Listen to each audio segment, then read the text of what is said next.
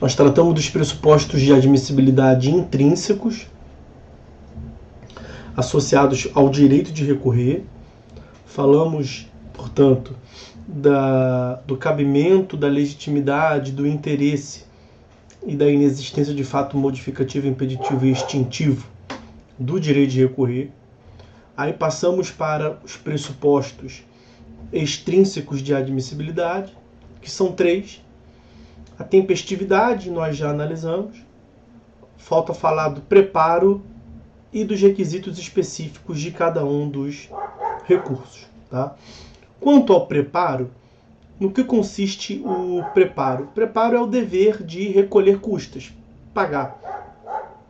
O serviço judiciário, ele é um serviço público, né, remunerado por taxa, serviço público uti singuli, e tirando exceção feita aqueles que têm o benefício da assistência judiciária gratuita, é necessário pagar para ter esse serviço público exercido. Quando se interpõe um recurso, é necessário recolher o preparo e, por vezes, a taxa de porte de remessa e retorno, que já está incluído na lógica geral do preparo. Tá? Então, nós estamos vendo que os requisitos extrínsecos de admissibilidade são requisitos ou pressupostos, são associados ao modo de exercer o direito. Né? Se você tem o direito ou não é questão dos pressupostos intrínsecos. Os pressupostos extrínsecos, o modo de exercício. Tem que ser dentro do prazo e tem que ser recolhendo o valor devido. É nesse contexto que gira a ideia de preparo. Em algumas questões, nós temos isenções desse dever de recolher o preparo. Existem isenções do ponto de vista objetivo e isenções subjetivas. Isenções objetivas são aquelas relacionadas ao objeto, naturalmente, ao recurso. Então, alguns recursos têm a previsão em lei de que não são sujeitas a preparo, como os embargos de declaração. Artigo 1023 é expresso nesse sentido. Então, a princípio, tem que recolher preparo de todos os recursos, salvo se a própria lei excepcionar, naturalmente. E temos as isenções, chamadas de isenções subjetivas. As isenções subjetivas são associadas aos sujeitos. E aí nós temos a previsão no artigo 1007, parágrafo 1º. O 1007 é o que trata do preparo. Né? E no parágrafo 1º nós temos lá a previsão de que alguns sujeitos não precisam recolher o preparo. O 1007 caput fixa o dever de recolher preparo, e o parágrafo 1º nos traz aí essa isenção subjetiva. Alguns sujeitos não precisam recolher. E que sujeitos são esses? Ministério Público, Fazenda Pública, né? O ente público e as autarquias também, administração direta. Ministério Público, Fazenda Pública e os beneficiários da assistência judiciária integral gratuita. Né? É importante esse integral. A assistência judiciária não é, né, benefício da assistência judiciária gratuita, não se dá apenas no início, da isenção das taxas, da custa inicial, da taxa inicial, mas em todos os atos praticados no processo, que inclui o recurso. Tá? Quanto ao preparo, nós sempre tivemos a pena, né, a sanção do descumprimento desse dever de recolher preparo é a deserção. Recurso deserto é aquele que não está acompanhado do preparo. E a consequência da deserção, a consequência desse vício de recolhimento do preparo é a inadmissibilidade do recurso. Nós também já falamos aqui que nós temos um duplo juízo no recurso. Um primeiro juízo de admissibilidade e um outro juízo que é o juízo de mérito, o julgamento do recurso. Só se passa ao julgamento de mérito, que em regra se dá na sessão de julgamento pelo colegiado, se o juízo for positivo no momento inicial, no marco inicial, que é o juízo de admissibilidade feito pelo relator. monocraticamente. Pois bem, o Código de 2015 trouxe novos coloridos sobre esse descumprimento do dever de recolher preparo. De modo que nós passamos a ter uma situação dupla, duas possibilidades quanto ao descumprimento. Porque se você tem que recolher um valor X e recolhe X, a consequência é a admissibilidade. Pelo menos quanto a esse requisito, cumprimento do requisito vai passar a analisar os outros. Se todos estão previstos, admissibilidade. Aqui a duplicidade, a dualidade de tratamento se dá quanto ao descumprimento do dever de recolher. Porque o legislador identificou que são situações distintas. Uma, a ausência de recolhimento, e outra, o recolhimento insuficiente. Na verdade, não é nem a ausência de recolhimento, é a ausência de comprovação do recolhimento. A lei fala em comprovação. Então, se o cara não comprova que recolheu nada, é uma coisa. Se ele comprova que recolheu, mas o valor é a menor, é uma outra consequência. Então, nós temos a ausência de comprovação e a insuficiência do valor comprovadamente recolhido.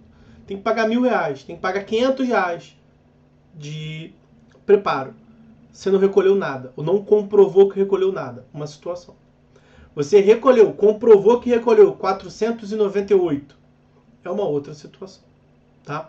E o código trouxe o tratamento aqui distinto.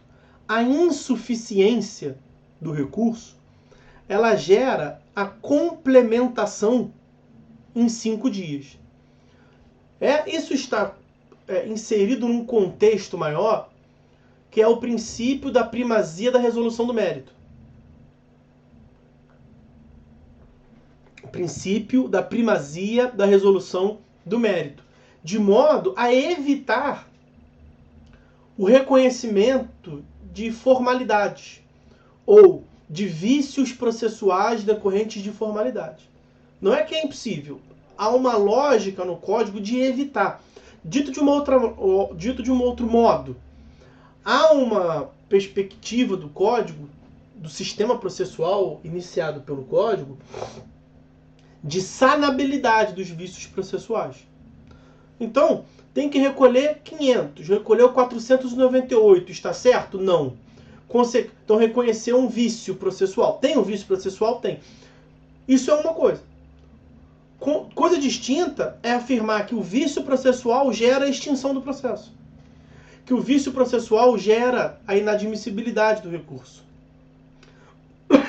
O Código, o processo civil contemporâneo, é o processo civil da efetividade. O processo civil que visa diminuir o reconhecimento de vícios processuais para que possa aumentar o pronunciamento judicial sobre o mérito. Então aqui, no 932, parágrafo único, nós temos a previsão, de modo mais genérico, dessa sanabilidade em grau recursal. É um dispositivo muito importante. 932, parágrafo único. De um modo mais geral. Aqui, de um modo específico, nós temos a incidência dessa sanabilidade. Porque o descumprimento de um dever acessório, pagar custas, não deve conduzir, pelo menos não de início, a algo tão grave quanto a inadmissibilidade do recurso. Então, para cada uma dessas duas situações, a lei previu duas consequências, mas as duas consequências destinadas a solucionar o vício, e não a reconhecer o vício e extinguir.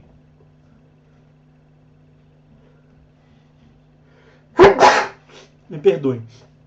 E não a reconhecer o vício e extinguir o procedimento recursal, que consiste na inadmissibilidade do recurso. Então, pois bem, em primeiro lugar, insuficiência.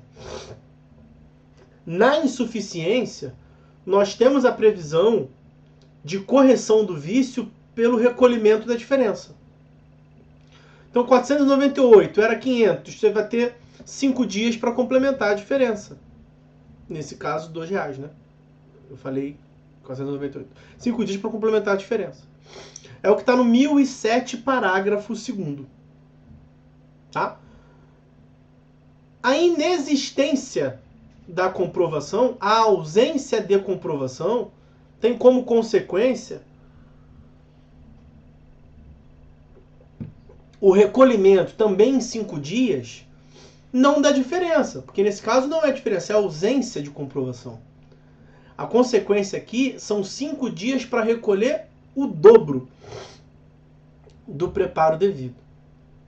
Então percebam que o prazo é o mesmo, a lógica geral é a mesma, mas a consequência do ponto de vista prático é muito distinta. Em uma situação, na insuficiência, você tem um prazo, 5 dias, para complementar. Então o paradigma geral é simples. Vai ser 500 no total. Você recolheu 490, tem 5 dias para complementar 10. Isso, fazer um link com o que nós falamos ainda há pouco. Isso é mais uma medida que visa eliminar a jurisprudência defensiva. Porque a doutrina vive mencionando, e eu já vi casos, de que o STJ deixava de admitir o recurso por uma insuficiência irrisória.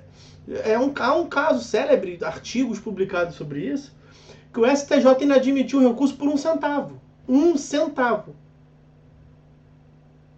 Poderíamos até cogitar de um adimplemento substancial, que não faz sentido falar de adimplemento substancial na doutrina do direito material, porque lá são prestações sucessivas. O cara tem que recolher R$800, recolhe R$799,99. É um absurdo você inadmitir o recurso sem nem dar prazo para complementar. O STJ não admitia. Agora a lei, agora estão vinculados à lei, né? Agora tem que dar o prazo para complementar. Isso, a Vanessa está trazendo. Foi ótimo essa previsão, porque antigamente era deserto. Antigamente não fazia sentido, porque a lei tratava de um modo equivalente, quem não recolhia nada e quem recolhia 1 centavo a menos. Tese. A consequência era a mesma, deserção. Então percebam, tem uma primeira mudança, que é uma mudança de paradigma, uma mudança de mentalidade, que é diminuir a inadmissibilidade, que vem pelo princípio da primazia da resolução do mérito. Artigo 4º, artigo 6º, artigo 139, inciso 9º. São vários os dispositivos que atuam nesse contexto geral aí de diminuir vícios formais, aumentar a sanabilidade e aumentar proporcionalmente o julgamento de mérito.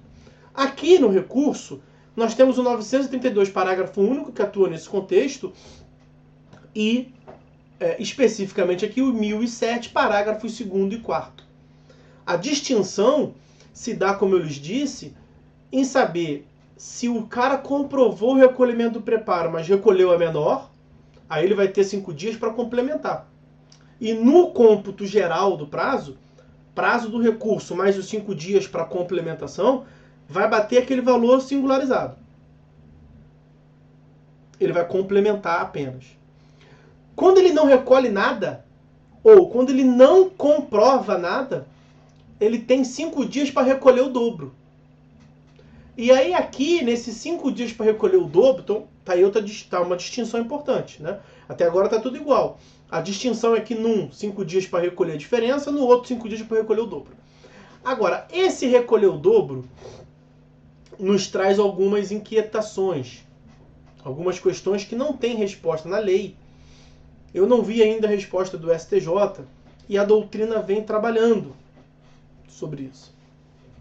Porque olha só, a lei fala em comprovação. Você imagina o cara que recolheu, certo? Então o prazo do recurso termina hoje, dia 15. Hoje a gente interpõe o recurso. E nós recolhemos o valor. Só que nós não juntamos a guia paga. Para a lei, isto é a ausência de comprovação. 1007, parágrafo 4º. A lei não fala ausência de recolhimento, a lei fala ausência de comprovação.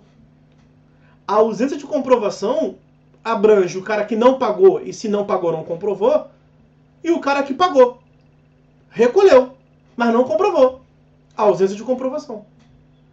Qual é a consequência que nós devemos dar aqui? Ele vai ser obrigado a ele vai poder ser salvo. Vai poder ser salvo. Já melhorou em relação ao sistema anterior. Mas a lei fala que a consequência são 5 dias para recolher o dobro. Então eu tenho aqui 5 dias. Vamos botar 5 dias úteis. Vamos fingir que dá dia 20, para facilitar a conversa aqui. Eu tenho até o novo prazo, 5 dias, até o dia 20, para recolher o dobro ou para recolher mais uma prestação. Então, R$500. Eu paguei R$500, mas não comprovei que paguei os R$500. Em que hipótese nós estamos? Insuficiência ou ausência de comprovação? A ausência de comprovação. Acabou? Fim da linha? Não tenho o que fazer? Não. Tem solução. O princípio da primazia da resolução do mérito, como nós estamos vendo. Tá. Agora, do ponto de vista prático, a lei diz que eu tenho que recolher o dobro. Nem se poderia falar insuficiência, porque não teve insuficiência. Nós recolheu o valor correto. É o dobro. Mas o que é esse dobro? Do ponto de vista prático, são mais R$500 ou mais R$1.000? Porque se for mais R$1.000, que é uma interpretação possível, não é nada alucinado, eu acho exagerado. Mas é possível. A lei fala que vão se abrir mais novos 5 dias. E nesses novos 5 dias você vai ter que recolher o dobro. Bom, o dobro de 500 é 1.000. Só que você já recolheu 500 e não juntou. Você vai ter que recolher 1.000, ao final você vai ter pago o triplo. No cômputo global, você terá pago o triplo. Ou será que nessa hipótese, você recolhe mais 500, e aí contando o prazo do recurso mais os 5 dias, você vai ter recolhido 500 lá que não comprovou, e mais 500 agora comprovando os dois, vai fazer o dobro, 1.000. Não há unanimidade, mas prevalece o entendimento de que é mais um singularizado, mais 500, que ao final você vai comprovar o dobro. Nos 5 dias, você vai ter comprovado para o juízo, para o relator, que você juntou ao total o dobro. 500 dentro do prazo do recurso, que você não comprovou, comeu mosca, ok. Mais 500 atualmente, no nosso exemplo, vai ter feito o dobro no cômputo geral. Tá? É como eu penso, é como eu interpreto, acho que é o mais consentâneo com a sistemática geral do código. Beleza? A Rita não entendeu. Não entendi. Ele recolheu, não foi? Mas só não juntou. Ele não teria 5 dias só para comprovar? Não. Porque aí no 1007, parágrafo 4º, ele teria a ausência de comprovação. Nós não estamos falando aqui do sistema dos juizados, tá? Nos juizados é diferente. Aqui na sistemática do CPC. Vejam lá o que o 1007 prevê.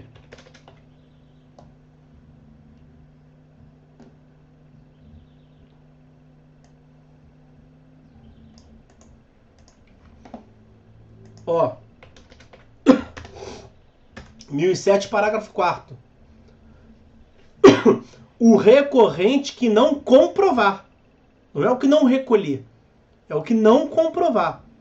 Na interposição do recurso recolhimento do preparo, será intimado na pessoa de seu advogado para realizar o recolhimento em dobro, sob pena de deserção. Quem não comprova é o cara que não recolheu ou o cara que recolheu e não comprovou. Do ponto de vista objetivo, ele não comprovou. Jorge, não juntou, recolherá novamente e assim comprovar os dois recolhimentos. É a forma como eu interpreto. A doutrina majoritária interpreta assim, Jorge. Você recolheu. Ao final, é o seguinte, você tem 5 dias para recolher o dobro do valor inicial. Estou facilitando aqui, estou botando R$500. Ao final dos 5 dias, você tem que comprovar que você recolheu R$1.000. Tu pega a guia inicial com a guia complementar e junta, vai dar lá o valor global de R$1.000. Mas há quem entenda, sendo mais literal ainda, que nesses 5 dias abre um novo dever. O dever de recolher o dobro do inicial. E o dobro do inicial é 1.000, então você teria que recolher mais 1.000. Independentemente do quanto você tinha recorrido no inicial. É como se matasse a obrigação inicial e surgisse uma nova. E recolher mais 1.000. E aí, no cômputo global, isso passaria do dobro. Mas aí eles interpretam que não é o cômputo global, que surge um novo dever. Tá? É o tipo de questão que só vai ser resolvida com o entendimento do STJ. Quando tiver um pronunciamento vinculatório do STJ, vai ser para todos os casos. Daí a importância do... Tá vendo como é que o pronunciamento vinculatório ele elimina a insegurança jurídica? Tá? Bom, quanto ao preparo, sabe, não temos mais tempo, mas o código trouxe a eliminação do porte de remessa e retorno nos autos eletrônicos. Porque porte de remessa e retorno era uma taxa que se cobrava para o malote judiciário. Então eu interpus um processo aqui porque ele vai ter que ir para Brasília. Tinha uma taxa que é de porte de remessa e retorno. Então são os custos que o Estado tem para atuar no que a parte requer. No processo eletrônico não faz sentido. O processo é lá, eu interponho aqui na minha máquina e está cumprido. Tá? Então, acabou o porte de remessa e retorno por uma questão óbvia. No processo eletrônico, os processos físicos continuam. E para acabar, os requisitos específicos do recurso.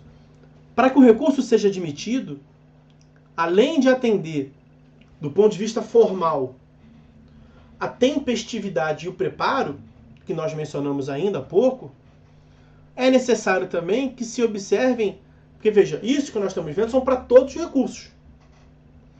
Além dessa previsão geral, tem também previsões específicas de cada recurso. Por exemplo, no agravo de instrumento, nós temos que formar um instrumento. No agravo interno, nós temos que impugnar especificadamente a decisão do relator. Mas aí nós veremos isso no momento da análise de cada um dos recursos. Tá? No RESP e no RE, nos recursos para Brasília, de modo geral, há um mundo à parte, há os requisitos adicionais. Como no recurso extraordinário, por todos, né? Um exemplo por todos, a repercussão geral. Não se fala em repercussão geral para apelação. Então, esses requisitos específicos são analisados detidamente quando estivermos falando de cada um dos recursos. Tá bom? Então, a gente encerra os pressupostos de admissibilidade, tanto os intrínsecos quanto os extrínsecos.